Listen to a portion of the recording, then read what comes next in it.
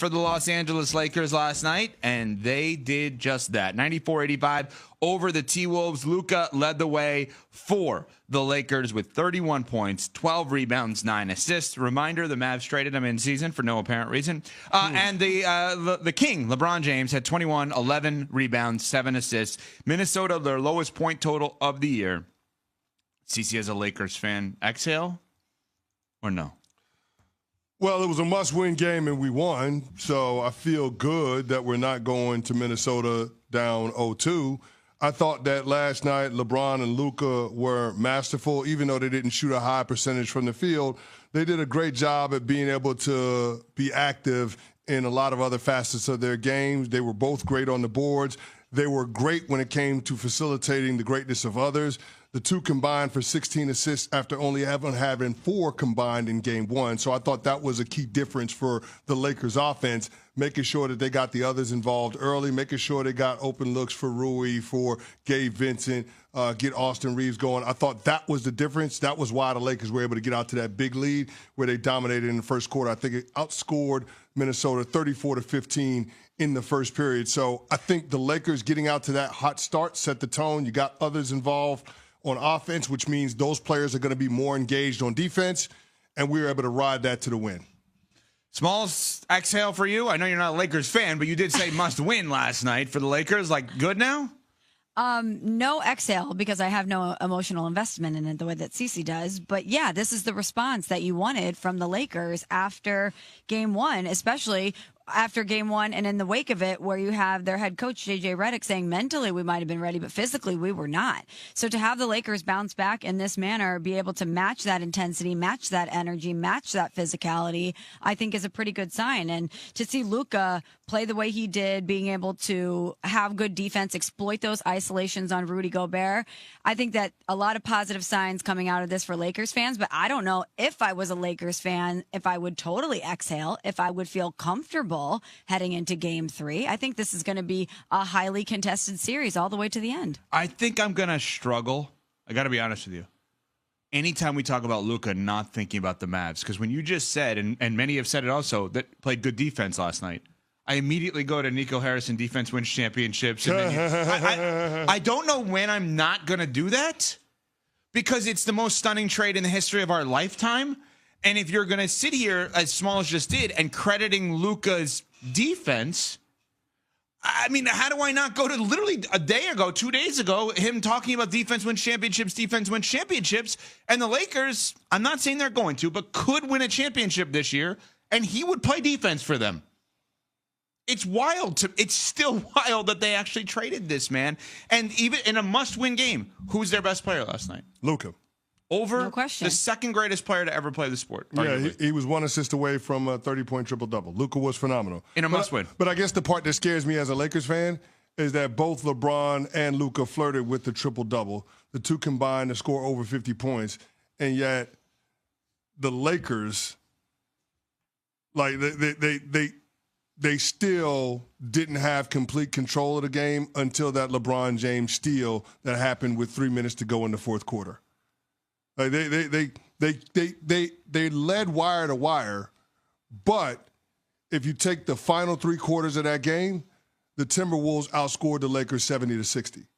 So as a Lakers fan, I don't feel great about that. Like, Minnesota had a lot of things working against them. It was an off-shooting night. They only had 5 3-point makes off of 25 shots, so that's not great. They shot 38% from the field. And then, oh, by the way, you had Dante DiVincenzo and Naz Reid in early foul trouble, which screwed up the rotation for Chris Finch, and they were never able to get into an offensive flow. DiVincenzo had 3 fouls in the first quarter. Naz Reid picked up his 3rd foul early in the second quarter. Right. So when you don't have those 2 key cogs, it's a much different Minnesota Timberwolves offense. It's a much different Timberwolves team altogether. And so I think the Lakers took full advantage of that, but you can't rely on that every single night. You can't rely on the refs having 46 fouls called in the game. You just can't rely on that. So I just wonder if what we saw in game 2 was going to be the norm for the rest of the series, or whether that's going to be the outlier. I still haven't made up my mind about that, but you've got a tale of two two teams when you watch the first two games of this series for the Lake Show, and that bothers me that you don't have more consistency against this Minnesota Timberwolves squad. Maybe a counter? Maybe. They're playing a team that was in the Western Conference Finals last year that many, including yourself, have said may have the face of the league in a few years, and this is an abnormal 3-6 matchup because if I told you this 6 was the 1 seed before the season, you would have believed it. That maybe the quote-unquote struggles for the Lakers should be happening because of how good the team is that they're playing. Yeah, but Minnesota traded away a guy that was the number 1 overall pick once upon a time, and he's going to be an all-NBA performer in Karl Anthony Towns this offseason. Yep. So you can't really compare what we got from Minnesota last year to this year. It's not the same team. No. And so I guess that's the concern that I have. This is not supposed to be as good a Minnesota team as what we saw last year, and yet it feels like this is going to be a long series for the Lakers, and I wasn't sure coming into this matchup that was going to be the case. The two other games last night, quickly here, were the Pacers up 2-0 on the Bucks now with their win last night over Giannis. I mean, Giannis had a great game, 34 and 18. We went through the ESPN bet parlays yesterday with some Bucks stuff, and we're like, maybe we stay away from the Bucks because we were a little bit nervous about that, even with Dame coming back off of the potentially horrific blood clot that he had. And then last night, Oklahoma City just continues to destroy Memphis. And thank you to CeCe Smalls because post-show, I said I may go ESPN bet minus 14.5 Grizzlies to cover. Plus 14. Plus, I get that wrong every time. It's plus 14. Yeah, plus 14.5 with the Grizzlies on ESPN bet. And he's like, I wouldn't do that. It's a sucker's bet. It's a sucker's bet. Well, I almost was a sucker last night. Sucker's bet. But good looking out, CeCe. Okay, I got to ask a question. We talk so much about the Bucks offseason, Giannis, etc. Let's ask one question here. Throwing it out there. Go ahead. Are we sure the Grizzlies shouldn't make moves just to get better and not to break it up? In other words, are we sure the job makes them better? No. Yeah, I didn't think we would be. No. It's not that he's not a great player. I'm not sure that he makes them better anymore because they're getting embarrassed. So you think they should move on from him? I'm starting to think they should, and I'm also not sure that the market is going to be that high for him or great for him, whatever the right word is. Now on that side of it, I might have to push back. I think there will be people that think if he gets in the right locker room, if he's a part of the right culture from an organizational standpoint, if there's not a leadership void, they can get a different version of him. Yeah, and I would be willing to take the risk. Similar, I guess.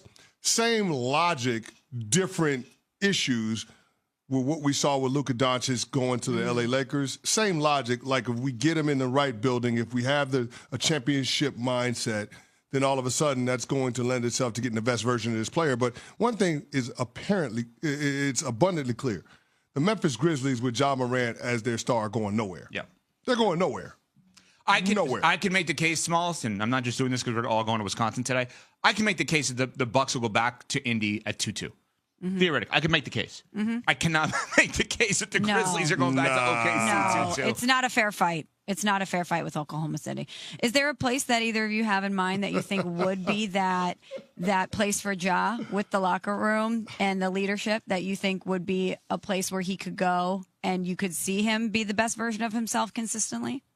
I mean, my default answer on this always is Miami, but no, you don't want him in Miami. Yeah, come on, Evan. Do we really think that's a fit? Man, I don't. So, but I always go to Miami or San Antonio.